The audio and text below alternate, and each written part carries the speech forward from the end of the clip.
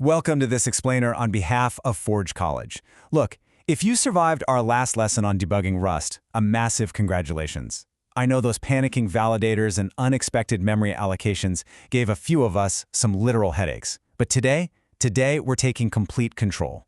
We're moving away from reactive debugging and stepping right into proactive design with data management fundamentals on Solana with Borsh. Okay, let's dive straight into our blueprint for today. We're going to go from debugging to designing. Look at the Byte-Shelf blueprint, do a little Borsh math, build a safe workflow, and finally future-proof your schemas. Let's get to it. Section 1. From debugging to designing. Let's kick things off by completely shifting our mindset. In our last session, we saw how a single mismatched field order or, an unchecked vector can just cause absolute chaos at runtime. But on Solana, just getting your data to serialize correctly, that's not the finish line. Honestly, it's barely the starting line. You're allocating extremely expensive on-chain real estate. So avoiding runtime failures and preventing your users from paying way too much rent means you have to act like a meticulous engineer. You're drawing up a city block, not just a coder hoping things compile. You really have to plan those layouts, tightly size your accounts, and design inherently safe schemas right from the start. Section 2. The Byte-Shelf blueprint. To build like that meticulous engineer, we need a solid master metaphor.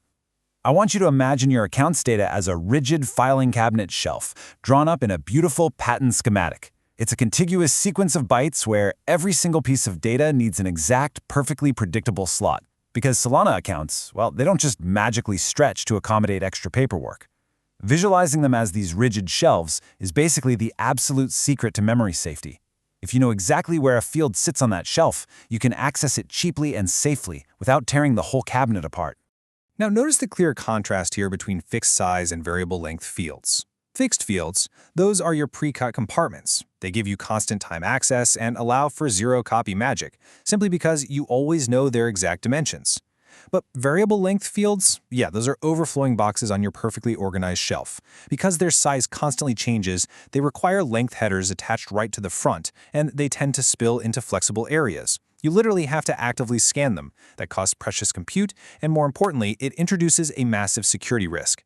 Which brings us to the ultimate security question you must always ask yourself. What prevents someone from giving me a malformed shelf that claims a huge box size?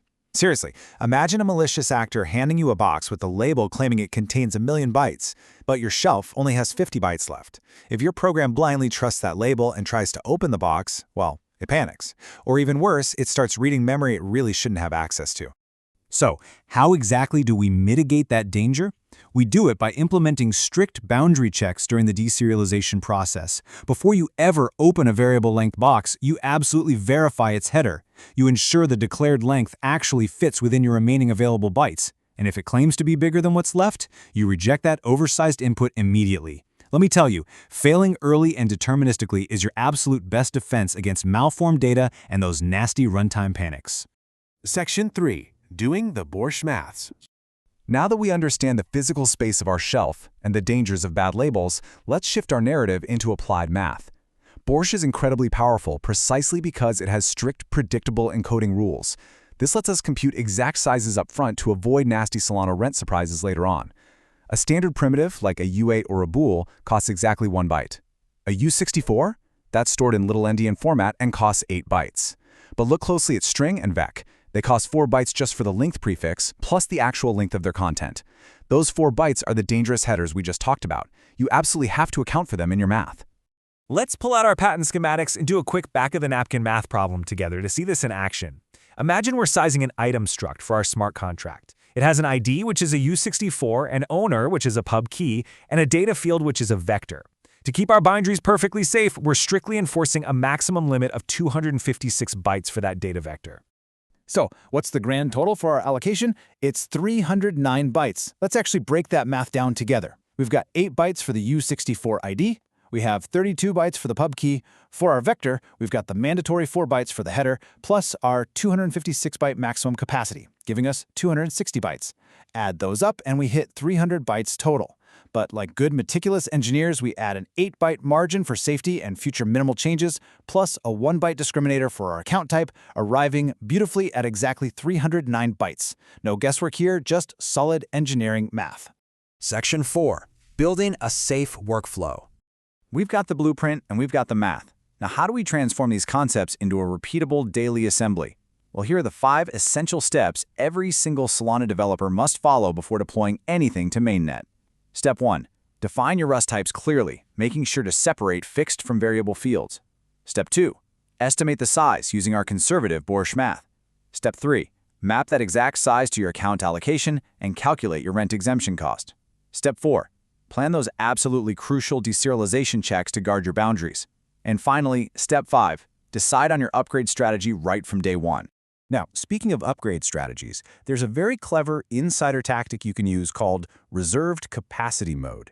You intentionally allocate extra bytes on your shelf up front, but you track your used length separately. What this does is allow for bounded growth of your data over time without forcing you to write a complex, super risky data migration script. Basically, you budget a little extra rent today to save yourself a massive network congesting headache tomorrow.